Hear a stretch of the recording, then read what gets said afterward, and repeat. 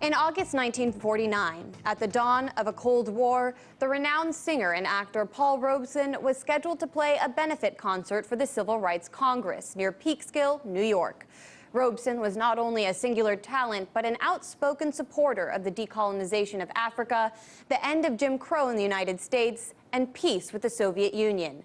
These political positions, along with his communist affiliations, led to his blacklisting during the McCarthy era. Before Robeson even arrived at the venue, rioters, whipped into a frenzy by local right-wing media, mobbed those gathered to attend Robeson's concert, beating them with baseball bats and hurling racial epithets. Police took hours to arrive and did little to protect the concertgoers, leaving 13 people seriously injured. In breaking up the concert, the media demagogues and nationalist mobs set a terrifying precedent, demonstrating how a performer could be shut down for speech which threatened the pro-war status quo. Today, legislators in New York are threatening to do the same to another performer who has taken a bold political position. Their target is rock legend Roger Waters and his support for the Palestinian-led Boycott, Divestment and Sanctions movement, or BDS. An opinion piece published on local news in Nassau County this week compared the struggle of musicians censored during the Cold War to that of Waters, stating, "The blacklisting of actors, writers, and directors during the Cold War is among the most shameful chapters of American history. Yet, a group of Nassau County legislators appear to favor a revival of a blacklist. They are determined to prevent former Pink Floyd bassist Roger Waters from performing at Nassau Coliseum next month because he has endorsed the goals of the Boycott, Divestment, Sanctions movement. BDS seeks to punish Israel because of its policies towards Palestinians." The piece goes on to point out it was Waters himself who sang famously in Pink Floyd's The Wall the timeless lyric, "We don't need no thought control." In an exclusive conversation, I spoke with Waters about attempts to shut down his show for his views on Palestine, but also the current state of politics in the United States and the rise of a modern Cold War. Roger, you are one of, if not the most high-profile supporter of the Boycott, Divestment and Sanctions movement in support of Palestinian rights. Legislators in New York's Nassau County are actually threatening to cancel shows of yours for this position you've taken. How is that able to happen? Well, I don't think it is able to happen. But the basis upon which it's happening is that the AIPAC and the Israel lobby in this country tried to pass legislation in the state legislature in New York to criminalize membership of or support for boycott, divestment and sanctions. They failed in that endeavor, but Andrew Cuomo, the governor, wrote it into state law as an executive action just on his own as an individual. So there is a law of some kind, which I can't tell you exactly what it says, but which says that no organization or business is allowed to do business in New York State with a person such as me, who is involved in the boycott movement to try and encourage the Israeli government to modify its policies vis-a-vis the Palestinian. Let's get into the government, because in defending his band's decision to play in Israel, Radiohead frontman Thom Yorke said playing in a country isn't an endorsement of the government, pointing out the group doesn't endorse Trump but still plays in the States. Why is Israel different? That's a two-part question. All right. Thom Yorke is wrong about not endorsing the policies of the Israeli government by playing there. Spokespersons of that government have said how excited they are that this is the best thing that's happened for their Hasbara, which is the explaining to the rest of the world what a wonderful and precious democracy Israel is. And willy-nilly, when they cross the picket line, they are making a public statement that they do endorse the policies of the government, whatever they say, because that is what will be reported in Israel, and that is what gets reported around the world.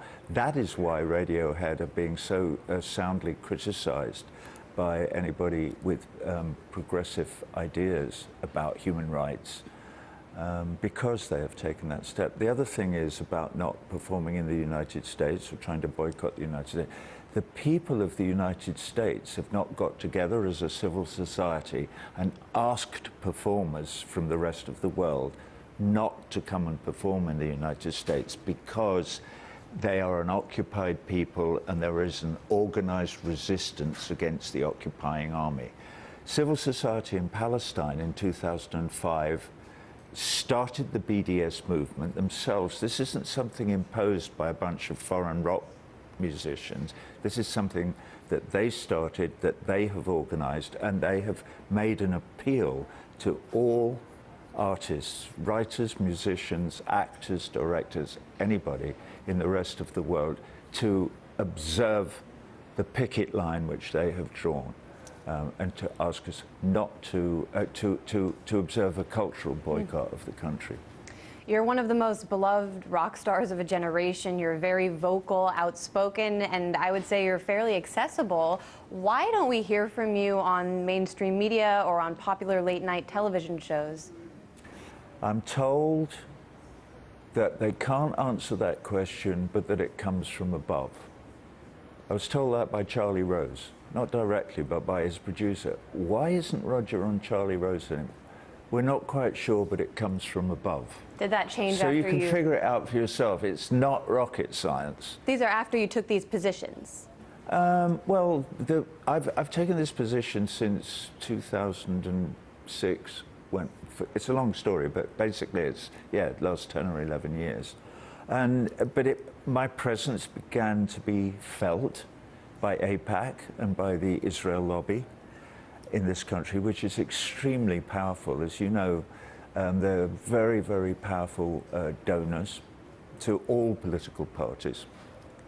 They wield enormous power in Congress, which is why, as we speak, there is a bill before Congress that is sponsored by, among others, the junior senator from New York, Kirsten Gillibrand, who I've actually met in the past. I look forward to meeting her again, because I want her to explain herself to me. And the bill is to criminalize BDS with criminal penalties for people like me. There's even been talk of $1 million fines and 20 years in prison.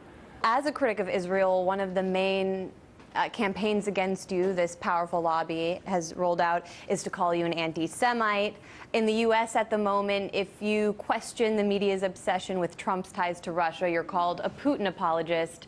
If, as a journalist, you challenge the narrative the media is pushing on the war in Syria, you're called an Assadist. Why is it when you start to call out injustices or inaccuracies in the status quo, people are immediately slapped with a label? Because we're living in 1984. You know, when my children were young teenagers, I insisted that they read Brave New World. So you have to read, all children should read Huxley and Orwell and maybe a bit of Wells. Maybe if there was something in French. But in fact, that is where we're living now, where propaganda is more important than facts, far more important.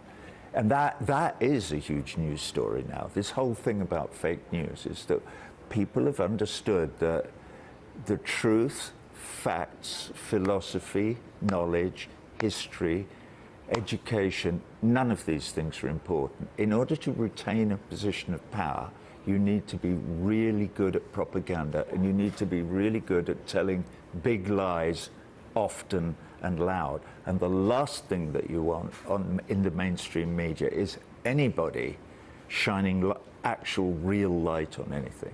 So people who actually care about the predicament of the human race, or about the future of this small, vulnerable planet, or about their fellow human beings, and if they're being oppressed or killed or anything like that, it's best to keep them out of the way because they may interfere with the general narrative.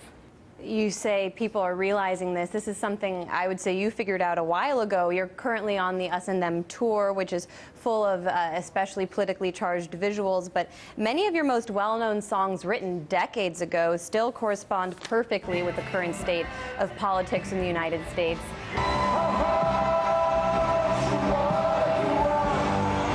one line which comes to mind is, hey, you White House, haha, charade you are. And we're just a few blocks from the White House right now, Roger. What does it symbolize to you? Well, it's like it's an edifice that now has become symbolic of how detached politics in the United States, but all over the Western world, has become separated from its potential function, which was for society, civil society, to organize itself in a way that helps society to grow and develop, and that protects the civil and legal rights of its citizens. It is now, the White House is an edifice symbolic of the function of government, which now seems to be to protect the tiny elite of very, very, very wealthy men who actually run this country, and the corporations who profit from the policies that are meted out by the Congress, that is bought and paid for by the donors who were given the liberties to make those donations by the Supreme Court in Citizens United, which is one of the most regressive pieces of legal doctrine to have found its way into society since the Second World War. And it's